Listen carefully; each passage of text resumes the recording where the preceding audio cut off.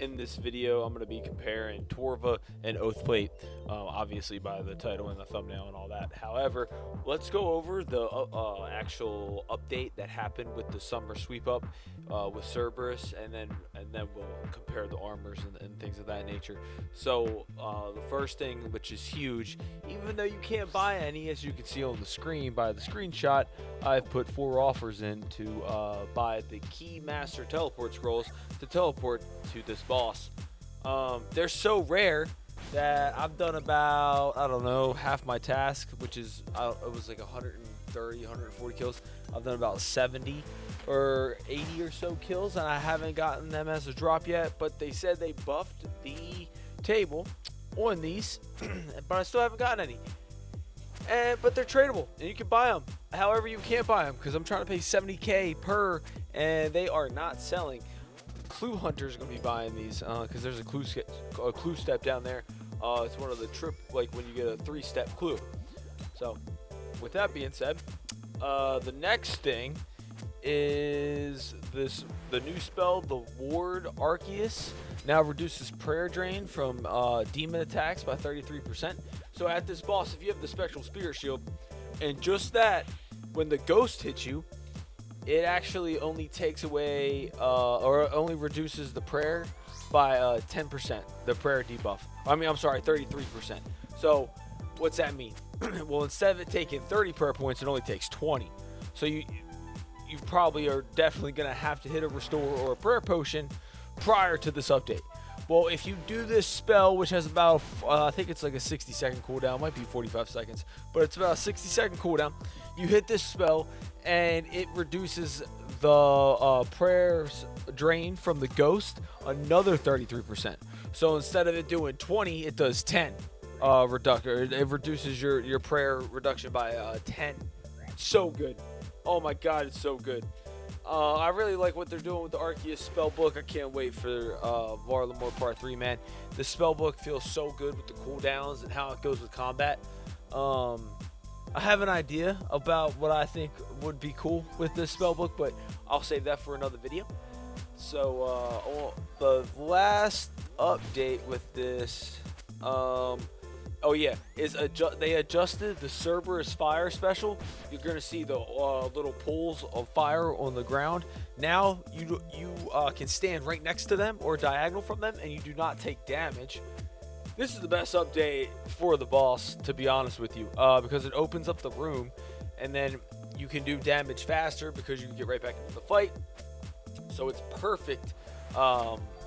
In regards for gameplay and just like the fluent, it makes the fight so much more fluent than it was before. So yeah, those are the updates, and you know, now let's talk about the armor. I just want to say that everything on this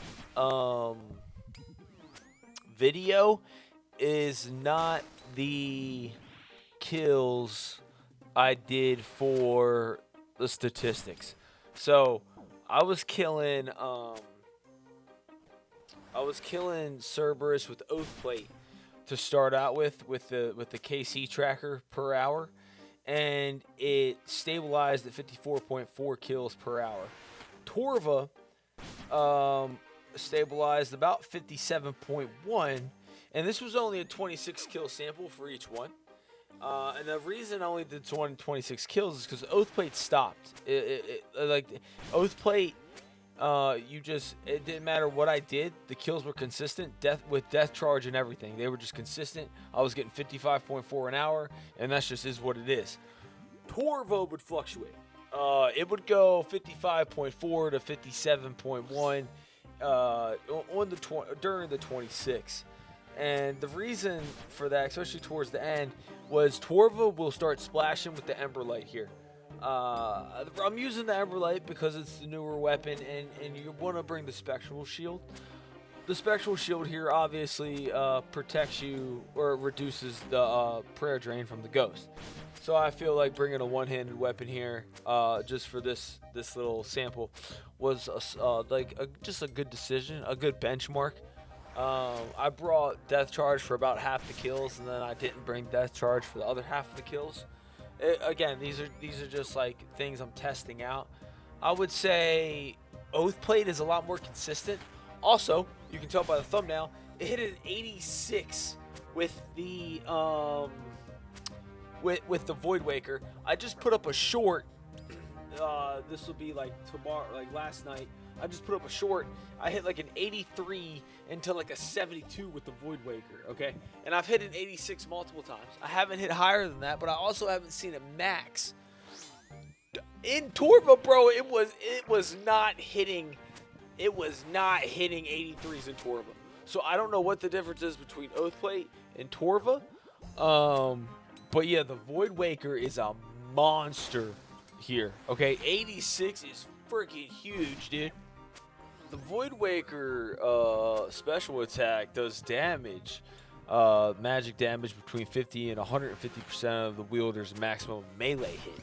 You would think that it like the Void Waker would pop off more with Torva, being that Torva has a higher strength bonus, so you hit more, and then Oathplate just hits more consistent because of the slash bonus. You're looking at an 18 strength bonus on Torva compared to a 12 strength bonus on Oathplate. Looking further, Torva doesn't have an attack bonus, but then Oathplate obviously does. Has plus 38 on slash. Let me look at Cerberus. So Cerberus is actually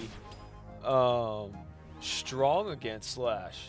Maybe I need to make another video of using the Ember Light on stat. You know, I just used it. I used the Ember Light on slash because if I'm not mistaken, the Ember Light has a better slash bonus than a stab bonus, but I could be wrong. Yeah, has a plus 70 with the slash bonus. So, what's the strength? Plus 13 with the strength. Okay. Huh. Very interesting. I really feel like obviously the Torva, I think the max hit was like 71, and then Oathplate I think it was like 64. So I think it was a pretty big difference. I don't know if those numbers are 100% accurate. The Oathplate max might have been a little bit higher, but I'm telling you, the Void Waker was a lot better with Oathplate for some reason. I will also say that when I was using Oathplate, you can tell in this video, and I'm not going to talk the whole time. I'm actually going to like play music and let it play out. But when I was using Oathplate, I was getting a lot like it felt like quicker kills because you hit more consistent, but then I was taking less damage for some reason. I know I wasn't playing perfect with the Torva when I was using that, and that's because it was my first time being back at Cerberus in a little bit, so I was trying to get my footing. But I mean, yeah, I'm a big fan of Oathplate here. I'm definitely gonna probably keep switching between the armors. It seems like if you want to get the fastest kill per hour, use Torva, use Death Charge, and obviously use that spell that protects your prayer, and you use the prayer regen. You can last here pretty long, man. I was bringing like 7 or 8 pots with me, and then like half an inventory of food. You can see my inventory. So, but that's gonna be it for my commentary. Hopefully y'all enjoy the screenshots and stuff over over me talking. And if you could, don't forget to like, don't forget to leave a comment, don't forget to subscribe. It goes a long way. We're almost about to hit 30 subscribers. Y'all be easy.